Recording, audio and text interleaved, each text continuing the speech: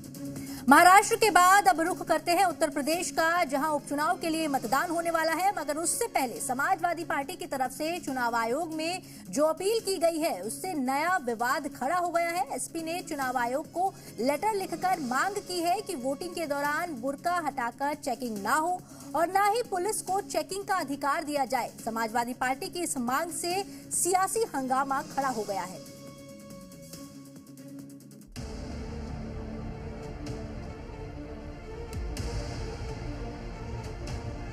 उत्तर प्रदेश की 9 विधानसभा सीटों पर उपचुनाव होने हैं, लेकिन इन 9 सीटों पर उपचुनाव की तपिश किसी विधानसभा चुनाव से कम नहीं है। नारों, दावों, वादों और आरोपों के बाद अब इस चुनाव में समाजवादी पार्टी ने नई डिमांड रख दी है। सवाल वोटिंग करने के तरीके पर उठाया गया है। मुस्लिम महिलाओं को लेकर समाजवादी पार्टी ने नया दांव चला है। महिला मुस्लिम वोटर्स को लेकर रियायत की मांग की गई है। समाजवादी पार्टी ने चुनाव आयोग से मांग की है कि ऐसी व्यवस्था हो जिससे मतदान के दिन पुलिसकर्मी किसी भी मतदाता के आईडी की जांच न करे। इसके पीछे का कारण बताते हुए समाजवादी पार्टी ने कहा कि जांच के दौरान बुर्का उठाने से मुस्लिम महिलाएं डर जाती हैं। वहीं एसपी ने यह भी आरोप लगाया कि 2024 लोकसभा चुनाव के दौरान कई पोलिंग बूथ पर मुस्लिम महिलाओं को डराने धमकाने का काम किया गया। वहीं समाजवादी पार्टी की इस मांग पर बीजेपी ने पलटवार किया है। बीजेपी के फायर ब्रांड नेता गिरिराज सिंह ने इसे वोट जिहाद का एजेंडा बताते हुए समाजवादी पार्टी पर ध्रुवीकरण का आरोप लगाया है। समाजवादी पार्टी ने इस संदर्भ में चुनाव आयोग को अवगत कराए हैं, उनसे शिकायत की है। समाजवादी पार्टी को भरोसा है कि ये चुनाव निष्पक्ष होगा। समाजवादी पार्टी ने अपने कार्यकर्ताओं नेताओं के लिए हेल्पलाइन नंबर भी जारी किए हैं।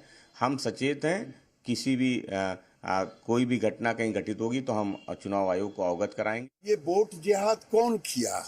ये वोट जिहाद अखिलेश यादव के पार्टी के नेत्री ने वोट जिहाद का नारा दिया और देश के अंदर अब समय आ गया है कि सबको एक रहना। बहरहाल ये पहली बार नहीं है जब देश की सियासत में बुर्का मुद्दा बना हो। इससे पहले लोकसभा चुनाव के दौरान हैदराबाद सीट पर यह मुद्दा गरमाया था। तब माधवी लता बीजेपी से उम्मीदवार थी और अब माधवी लता ने इस मुद्दे को लेकर समाजवादी पार्टी पर हमला बोला है।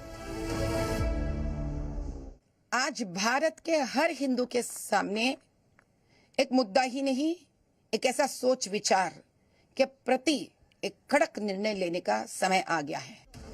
यूपी में उपचुनाव भले ही केवल 9 सीटों पर हो रहा हो, लेकिन पक्ष और विपक्ष की साख दांव पर है। बीजेपी और समाजवादी पार्टी के बीच सीधी लड़ाई है। दोनों ही दलों ने इस चुनाव के लिए अपनी पूरी ताकत झोंक दी है। यूपी उपचुनाव में वोटिंग के लिए महज कुछ घंटों का वक्त बचा है, लेकिन 2027 यूपी चुनाव की इस प्रयोगशाला में किसका एक्सपेरिमेंट कितना सफल होगा, इसके लिए अभी थोड़ा इंतजार करना होगा। ब्यूरो रिपोर्ट, जी मीडिया।